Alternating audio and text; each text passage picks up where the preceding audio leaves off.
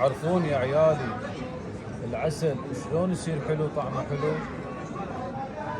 أنا أقول لكم قصة الإمام أمير المؤمنين مع رسول الله شلون يصير العسل طعمه حلو. رسول الله صلى الله عليه وآله وسلم كان جالس مع الإمام أمير المؤمنين في بستان كله نحل وأزهار وورود.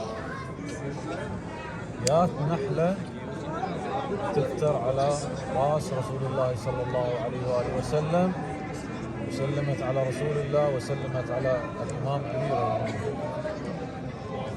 سألها رسول الله صلى الله عليه وآله شلون يصير العسل طعمه حلو؟